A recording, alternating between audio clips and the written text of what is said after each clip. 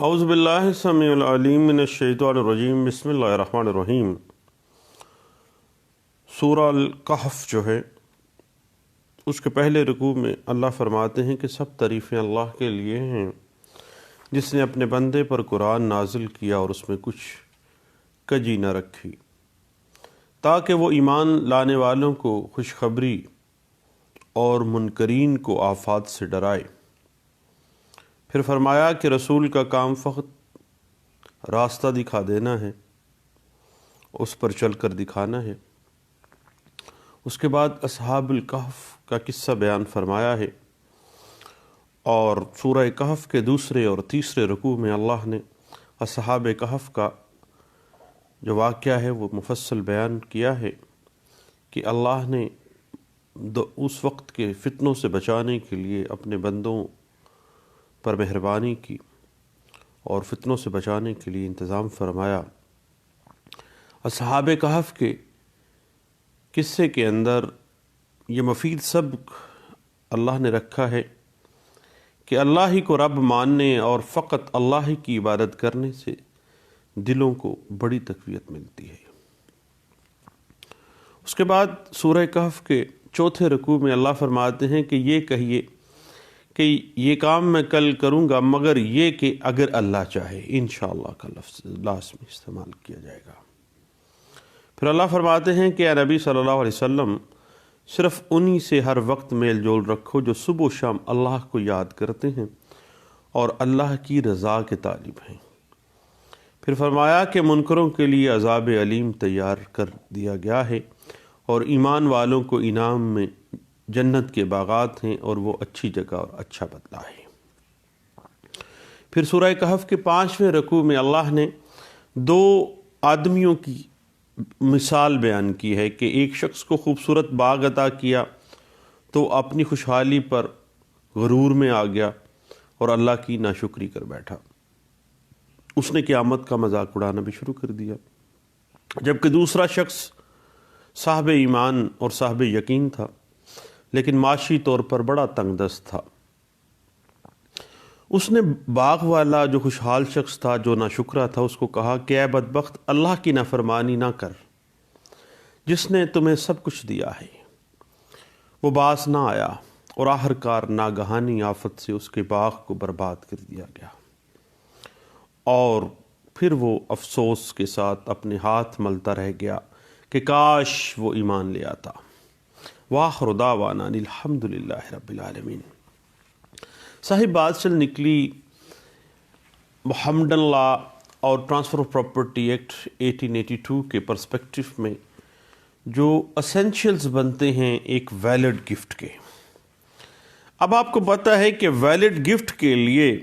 اگر ہم بنیادی طور پہ سیکشن 122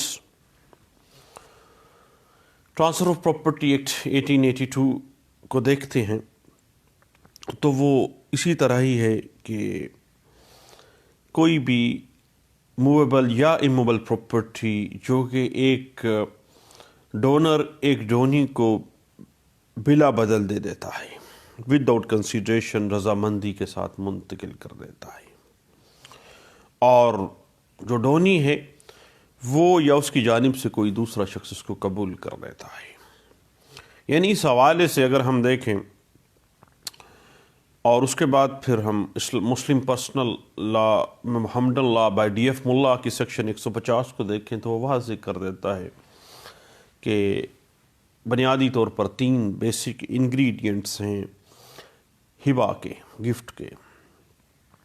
آفر ہے آن دا بہاف آف کس کی طرف سے؟ ڈونر کی طرف سے۔ ایکسیپٹنس ہے ڈونی کی طرف سے، اور ڈیلیوری آف پوزیشن ہے، قبضے کی منتقلی ہے۔ لیکن سیکشن 122 ایک قدغن بھی لگا دیتی ہے کہ ہبہ کی جو ایکسیپٹنس ہے اس کے لیے لازمی ہے کہ ڈونر کی اپنی زندگی کے اندر ہی ڈونی اس کو ایکسیپٹ کر لے، اور جو ڈونر ہے وہ کمپیٹنٹ ہو کہ وہ اس پراپرٹی کو ڈونی کے حق میں ٹرانسفر کر سکے۔ آپ کو پتہ ہے کہ ویلڈ ہبہ کے ساتھ ساتھ جو ہے ایک وائڈ ہبہ بھی ہوتا ہے۔ وائڈ ہبہ جو ہے جس طرح سے ویلڈ ہبہ ہے اسی طرح وائڈ ہبہ بھی ہے، اگر وہ بنیادی اسینشلز کو پورا نہیں کرتا ہے۔ مثلاً اگر ڈونی جو ہے وہ ایکسیپٹنس کرنے سے پہلے فوت ہو جاتا ہے تو پھر ایسا ہبہ ہر صورت وائڈ ہے، کیونکہ انگریڈینٹ پورے نہیں ہیں۔ اگر ایسا نہ ہو سکے گا کہ ہبہ ڈونی کے مرنے کے بعد اس کے جانشین کو دے دیا جائے، ایسے نہیں ہوگا، کیونکہ اس نے ایکسیپٹ ہی نہیں کیا تھا، جو گفٹ ہے وہ تو ویلڈ گفٹ کے ایسینشیل سے پورے نہیں ہوئے تھے نا۔ اور اگر ہبہ مرنے سے پہلے ڈونی کو دے دیا گیا ہو تو اس صورت میں پھر لازمی بات ہے کہ اٹ مینس کہ وہ ڈلیوری آف پوزیشن بھی ہو گئی اور ایکسیپٹنس آخر اس نے کی تھی تو اس نے ایکسیپٹ کر لیا تھا نا، اور پھر جو گفٹ ہے وہ ویلڈٹی میں چلا جاتا ہے۔ اور اگر وہ ہبہ قبول کرنے سے پہلے مر جاتا ہے یا ہبہ قبول نہیں کرتا تو وہ کالعدم ہبہ ہو جاتا ہے، یعنی اگر کسی جگہ کے اوپر بھی جو بیسک اسینشیلز ہیں ہبہ کے اگر وہ پورے نہیں نہ ہوتے صاحب تو وہ وائڈ ہبہ ہو جاتا ہے۔ اس حوالے سے میرے دوستو میں آپ کو ریفر کروں گا 2004 CLC page 1، 2004 CLC page 33، 2004 CLC page 1315 ہے، 1987 CLC پیج 1187 ہے، 2005 CLC پیج 346، 2005 CLC پیج 346 کے علاوہ 1987 CLC پیج 1987 ہے، 2006 YLR پیج 2498 ہے، اور PLD 2010 Peshawar high court page 91 ہے، 2006 YLR پیج 1836 ہے، 2011 MLD پیج 395 اور 1995 SCMR پیج 284، 2007 SCMR پیج 497 اور 2008 YLR پیج 129 جو ہے وہ اس حوالے سے ہمیں گائیڈ لائنز فراہم کر دیتا ہے۔ اور 2002 CLC پیج 1102 اور 2003 CLD پیج 646 اور 1977 SCMR پیج 154 اور 2004 CLC page 33، 1987 CLC page 1467، 2001 CLC page 1013 ہے، 2008 YLR page 1896، PLD 2009 Lahore high court page 641، 2009 SCMR page 623 ہے، اور 2005 CLC پیج 368 اور 2006 CLC پیج 531 جو ہے وہ اس حوالے سے ہمیں گائیڈ لائنز دے دیتا ہے اور اس بات کی بڑی اچھے انداز سے انٹرپریٹیشن دے دیتا ہے۔ اب صاحب جہاں تک معاملہ ہے بیسک اسینشیلز جو ہیں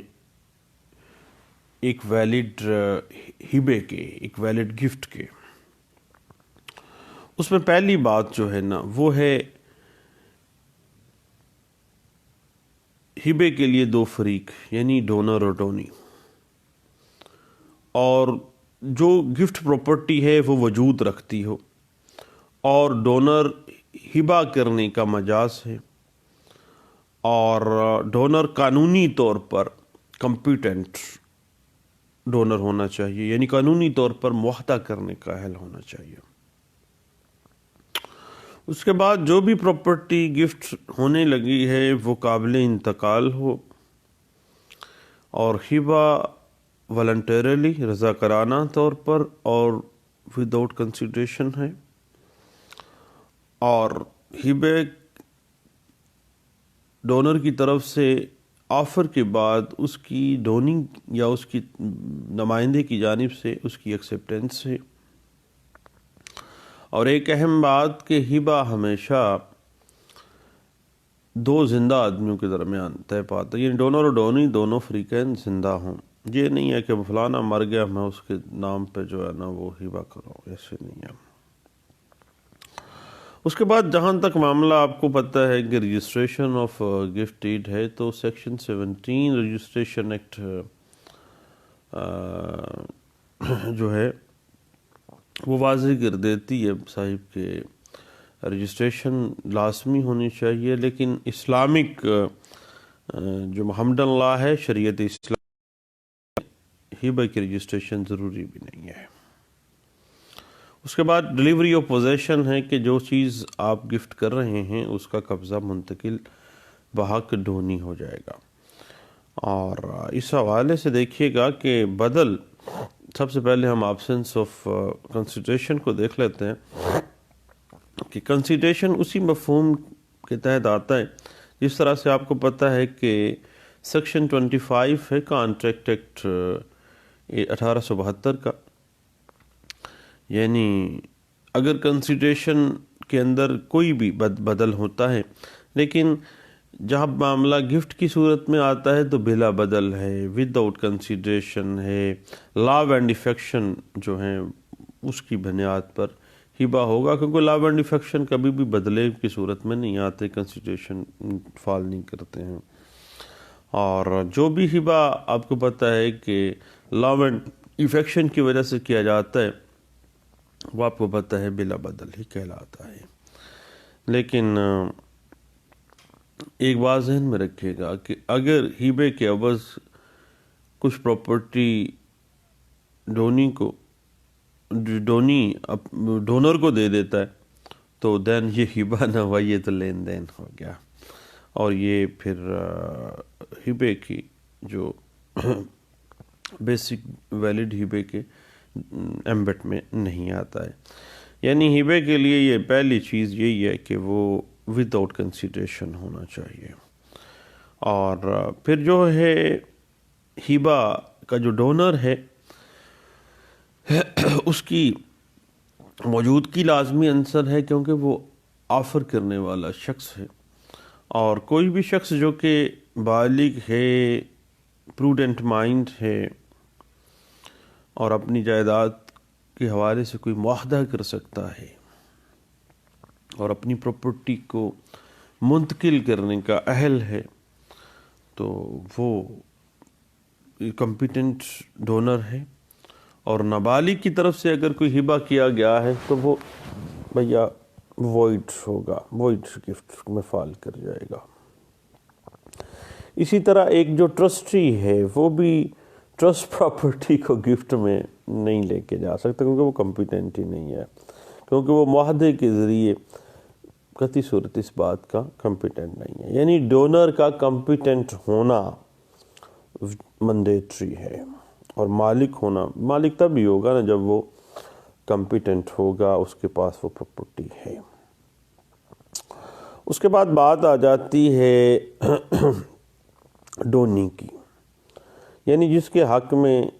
وہ آفر کی جاتی ہے اور وہ اس کو ایکسیپٹ کیا جاتا ہے، جس کے حق میں ہبہ کیا جاتا ہے۔ اور یاد رکھیے گا کہ ایک ہبہ جو ہے وہ اس کی ایکسیپٹنس ڈونی خود بھی یا اس کی طرف سے کوئی دوسرا شخص جو کہ کوئی بھی شخص جو ہے وہ قبول کر سکتا ہے، کیونکہ اگر بعض صورتوں میں ایسا ہوتا ہے کہ بعض اوقات ڈونی جو ہے وہ کمپیٹنٹ نہیں ہوتا ہے۔ مثلا وہ اگر ایسا بندہ ہے جو معاہدہ کرنے کے قابل نہیں ہے، فرض کر لیتے ہیں مثلا نابالغ کے حق میں اگر کوئی بندہ گفٹ کر رہا ہے تو بھائی ایسی صورت میں اس کے بیہاف پہ کوئی بندہ جو ہے وہ ایکسیپٹنس کر سکتا ہے، یعنی ایک مائنر جو ہے وہ بھی ڈونی ہو سکتا ہے، اس کے حق میں گفٹ کیا جا سکتا ہے۔ البتہ نابالغ ہونے کی حیثیت سے اس پر کوئی ذمہ داری جو ہے لائبلٹی کریٹ نہیں ہوتی ہے، لیکن جب وہ بالغ ہو جاتا ہے تو بلوغت کو پہنچنے کے بعد اس کی مرضی ہے کہ اب وہ اپنا اختیار کو استعمال کرتا ہے کہ وہ چاہے تو اس ہبے کو قبول کرے اور چاہے تو اس کو واپس کر دے۔ البتہ ایک بات بڑی اہم ہے کہ ہبہ جب کیا جاتا ہے نا تو ڈونی کا زندہ ہونا لازمی ہے، یعنی ایکسیپٹنس ایک زندہ آدمی خود بھی کرے، یا اگر وہ خود اہل نہیں ہے تو اس کی بیہاف پہ کوئی اور کر رہا ہوتا ہے۔ اس حوالے سے میں آپ کو ویسے یہ بات بتاؤں کہ P L D 1991 Supreme Court page 440 2010 C L C page 870، اور اس کے بعد 2005 وائی ایل آر پیج 2133 ہے، اور 1991 MLD پیج 25 ہے، اور اسی حوالے سے PLD 1987 Lahore high court page 654 ہے، اور اسی بات کو 2011 YLR پیج 82 ہے، اور 1993 SCMR پیج 618 ہے، PLD 1990 سپریم کورٹ پیج 1 ہے جناب، PLD 2005 سپریم کورٹ پیج 658، اور 1983 SCMR پیج 988 ہے، PLD 1986 Lahore high court page 194 ہے، جو کہ اس حوالے سے میں گائیڈ لائنز دے دیتے ہیں، اور 2001 CLC پیج 1115 ہے، 1993 SCMR پیج 137 ہے، 1998 SCMR پیج 310 اور 1983 SCMR پیج 988 ہے، اور 2000 MLD پیج 155، اور 1993 SCMR پیج 618، اور PLD 2003 سپریم کورٹ پیج 688 اور 2011 YLR پیج 82 جو ہے وہ اس حوالے سے میں گائیڈ لائنس دے دیتے ہیں۔ اس کے بعد جہاں تک معاملہ ہے نا سبجیکٹ میٹر آف گفٹ کا، تو ہبے کا جو سبجیکٹ میٹر ہے وہ ہمیشہ موویبل یا اموویبل پراپرٹی کی صورت میں موجود ہونا چاہیے، اور جو پراپرٹی موجود نہیں ہے اس کا ہبہ نہیں کیا جا سکتا۔ اب کوئی جائیداد ہے، کوئی اراضی ہے، یا کوئی بھی چیز قابل غور کوئی بھی چیز جو ہے وہ جو موجود ہے، اور اس حوالے سے دیکھیں تو فیوچر سے ریلیٹڈ کوئی بھی جو چیز ہے، یعنی مستقبل کی چیز کا ہبہ جائز نہیں ہے، ہو نہیں سکتا ہے۔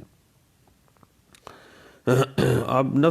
اگر سبجیکٹ میٹر کی موجودگی ہبے کے لیے انتہائی ضروری ہے تاکہ اس کو منتقل، کیونکہ ڈیلیوری آف پوزیشن اسی چیز کی ہونی ہے جو موجود ہے، جو موجود نہیں ہے بھیا اس کے کہاں پہ جا کے آپ کر رہے ہوتے ہیں۔ اور اس حوالے سے آگے ذہن میں رکھیے گا کہ ہبے کے لیے ضروری ہے کہ وہ ٹرانسفر کر دیا جائے، جو بھی سبجیکٹ میٹر ہے ڈونی کی فیور میں، فوری انتقال ضروری